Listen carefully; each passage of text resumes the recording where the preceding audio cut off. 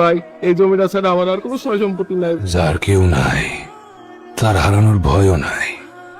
এখন ক, জমি রাখবি না জীবন? এই জমিটা নিয়েন না ভাই, আপনার পায়ে মরি ভাই। এভাবে তো মুখ বুঝে সহ্য করা যায় না ভাই, আপনি কিছু একটা করেন ভাই। বলে প্রত্যেকটা দাবি পূরণ হবে। ক্যাম্পাস আমি গরম করে ছাড়বো, কালকে দেখা হবে সবাই।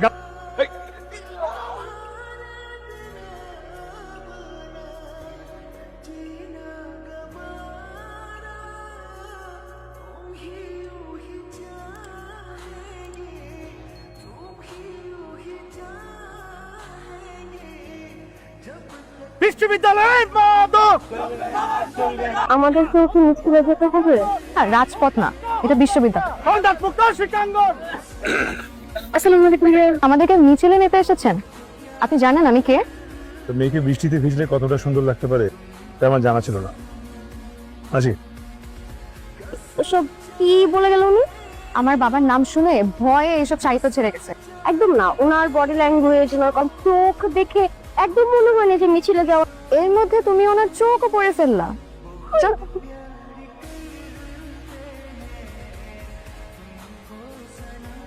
3 দিন মানে 3 দিন। 3 দিনের মধ্যে আপনি টাকা নিজে দিয়ে আসবেন।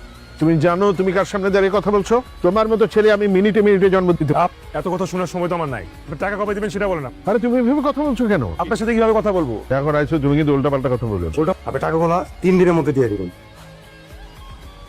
ওরা কারা? তোমার সাথে এরকম আচরণ করলো কেন? শিক্ষাঙ্গন শেষ, আমি ইউনিভার্সিটি সিন্ডিকেটের প্রভাবশালী সদস্য, আমার কাছে এসে চাঁদার জন্য হুমকি দিয়ে গেল। ওদের বিরুদ্ধে মামলা করো। মামলার কি ওরা পরোয়া করে নাকি? ওদের পিছনে রয়েছে দেশের বড় বড় গডফাদাররা, আমাদের মতো সজ্জনের পিছনে কেউ নেই। মনে হয় তোর কোথাও কোনো একটা ভুল হচ্ছে, বিশ্বাস করার মতো না। ও তোর রাইসু ভাইয়ের প্রতি এত বিশ্বাস কেন? 3 বছর আগে রাইসু ভাই সিটি থেকে পাশ করে বেরিয়ে গিয়েছে। সবাই ওনার সততা, ওনার সাহসের খুব প্রশংসা করে, আমি নিজে শুনেছি। এই ভার্সিটির যে এত ভালো পরিবেশ, বলা যায় ওনার জন্যই তো। অনেক সিনিয়র আপুরাই তো তার উপরে ফিদা। তুই এত কিছু জানিস কিভাবে? আজাদ ভাই আবার রাইসু ভাইয়ের বেশ ক্লোজ ফ্রেন্ড। শোন, উপর থেকে ভালো মানুষ সাজা, সত্যিকারের ভালো মানুষ হও না, এক কথা না। আপনি এখানে? আমাকে মনে হয় ক্যাম্পাসে কোথাও দেখো নাই। দেখেছি, পুরো ক্যাম্পাসের মধ্যে চাঁদাবাজি আর সন্ত্রাসী করে বেড়ান। তাই তুমি আমাকে কিভাবে দেখো এটা তোমার ব্যাপার। আর আমারও কিছু ব্যাপার আছে যেটা তোমাকে আমি এখন বলতে চাই। আমার তোমাকে ভালো লাগে। এই পৃথিবীতে যদি ভালোবাসা বলে কিছু থাকে তাহলে আমি তোমাকে ভালোবাসি। ব্যাস এতটুকুই। তোমাকে এটা বলার দরকার ছিল, বললাম। তাই বলে এইরকম একটা ছেলে আমাকে প্রপোজ করবে? একটা চাঁদাবাজ সন্ত্রাস। আজাদ ভাই, ভাইয়া ও রেনু আমার বান্ধবী। ভাইয়া একটা হেল্প লাগতো। রাইসু ভাই হুট করে ওকে প্রপোজ করে বসছে। ও এই সেই মেয়ে, আমার যদি ভালো লাগে তাহলে হ্যাঁ বলবা, আর যদি না লাগে তাহলে সরি বলে দিবা। ও কিন্তু তোমাকে সেকেন্ড টাইম আর কখনো ডিস্টার্ব করতে আসবেন। আপনারা নিজেকে কি মনে করেন? হ্যাঁ, এক তো লেখাপড়ার নামে পুরো ক্যাম্পাসের মধ্যে সন্ত্রাসী করে বেড়াচ্ছেন, আর আপনারা পেয়েছেন নাকি? রাইসুর সাথে এসে চাঁদার জন্য আমার বাবাকে হুমকি দিয়ে গেছেন। তোমার বাবা কে? গোলাম কাজী মোস্তফা সাহেবের মেয়ে। গোলাম মুস্তফার মেয়ে, এই জন্য এত বড় গলা না? তোমার বাবা এই ভার্সিটির 20 জন ছেলে থেকে 5 লাখ টাকা করে নিছে শুধুমাত্র চাকরি দেবার নাম করে, এবং সেই ছেলেগুলোর মধ্যে আমিও একজন। তোমার বাবা সিন্ডিকেট করে এই সায়েন্স ল্যাবে উপকরণ সব সেল করে দিয়েছে, টেন্ডারবাজি করে যত রকমের কাজে সবচেয়ে বাগিয়ে নেয়। তুমি বলতেছো রাইসু একটা চাঁদাবাজ, আমরা চাঁদাবাজ? আসসালামু আলাইকুম ভাই, আমার গ্রামের ছোট ভাই ভার্সিটিতে নতুন চান্স পেয়েছে। ভাই ওর বাবা নেই, পরিবারে বড় কোনো ভাইও নেই, তার জন্য ভর্তি হতে পারছে না।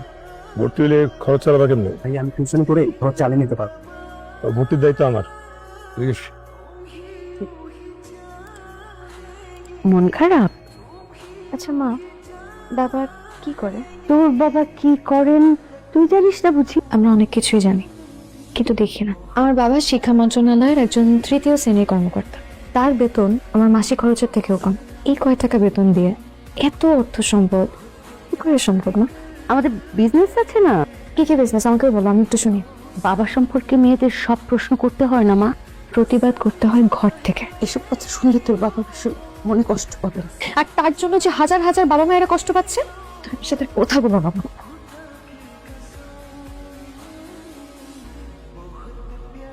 এভাবে তাকিয়ে থাকার মতন কোনো পরিবর্তন হয়নি।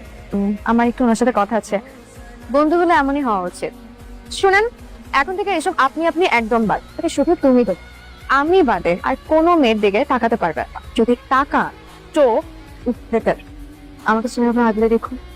আমার চোখের জলের মতো শর্ট সময় হয়ে গেছে, বিশ্বাস রাখো আমার উপর।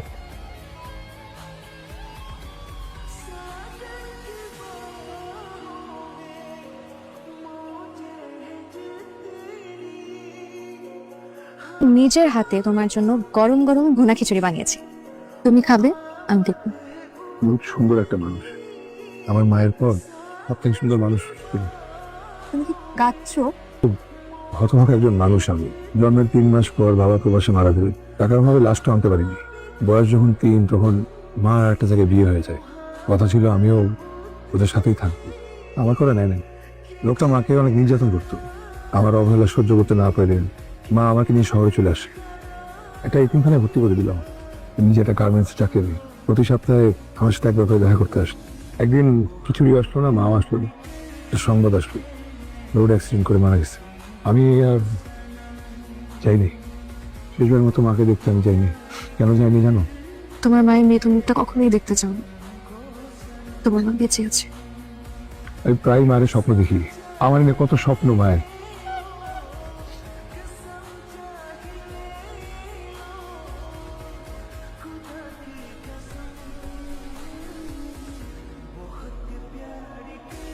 কিছু বলবে বাবা? কোথায় যাচ্ছিস? ভার্সিটিতে।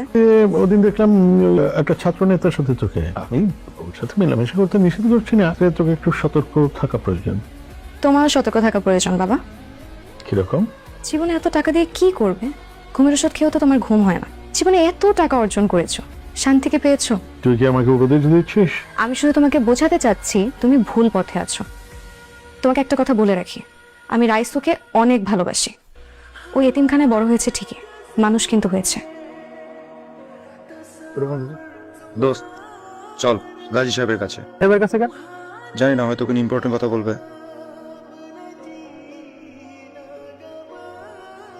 এসেছো? যেটা বলতে ডেকেছেন সেটা বলেন, সমস্যা নেই।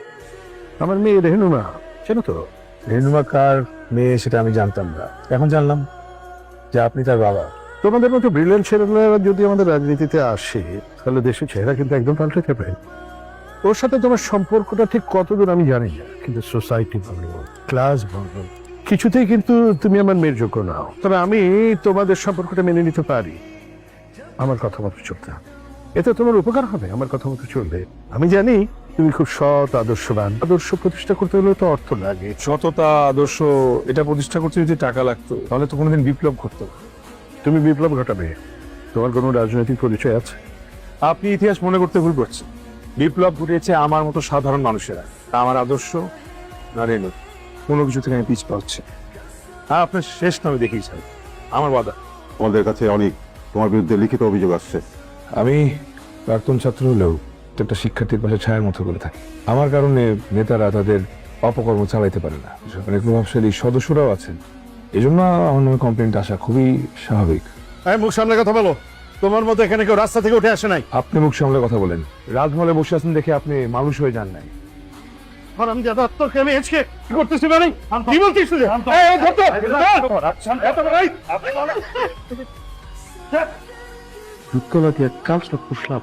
ছাত্র সমাজের কলঙ্ক দাদাবাজ রাইসুর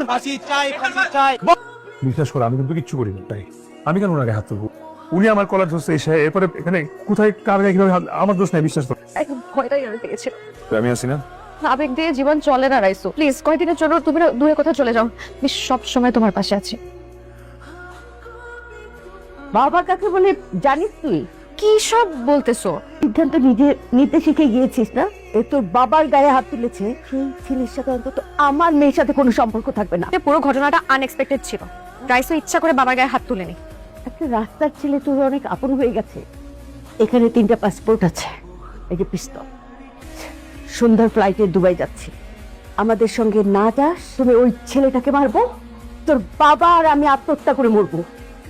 এবার ডিসিশন তোর। একটা ভুলের জন্য তোমরা আমার জীবনটা নষ্ট করে দিও না প্লিজ।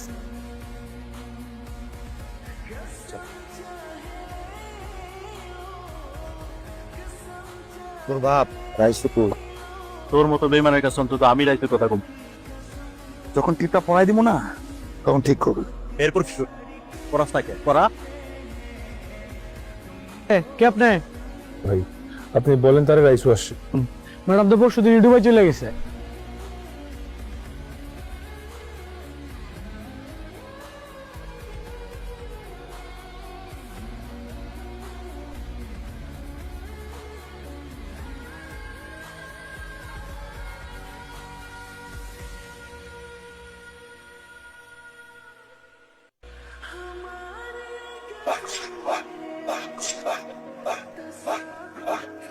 দোস্ত আমাকে দোস্ত আমার মাসে দোস্ত দোস্ত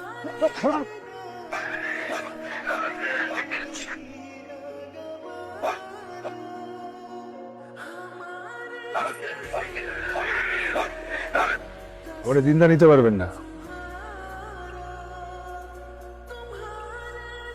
আমাদের বিয়ে হয়েছে 3টা বছর হয়ে গেল, তুমি 3টা দিনও আমাকে সময় দিতে পারো না। ঠিক আছে, অভিযানটা শেষ হয়ে যাবে তো, একটা লম্বা ছুটি নিব। হাজবেন্ডের উপর পুরো কনফিডেন্স আছে। তুমি টিভি দেখো। কুখ্যাত সন্ত্রাসী রাইসুর রাইসুর নামে অসংখ্য ভূমি দখল খুনের মামলা রয়েছে। যতটুকু আমরা জানি স্যার, সন্ত্রাসী রাইসুর আপনজন বলে কেউ নেই। সে আমার আপনজন।